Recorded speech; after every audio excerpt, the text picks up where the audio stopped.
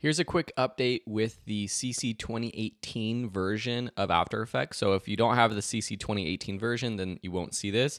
But if you do, you might be confused about my previous lecture where you didn't see this option where when you open up After Effects or start a new project, in the composition panel right here, you actually have two big buttons.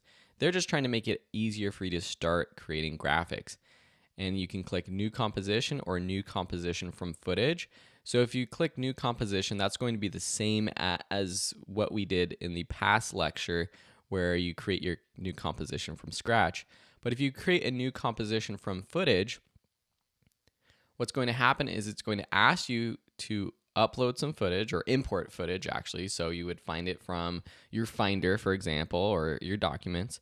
Open that footage, and then it creates a new composition based off of the settings of that footage. So for example, I brought in this little graphic that I had created for a digital marketing class. The frame rate is 2997, the frame size is 1920 by 1080. So it created a composition that was perfectly that size. So that's just one quick change that you'll notice in the new version of CC 2018.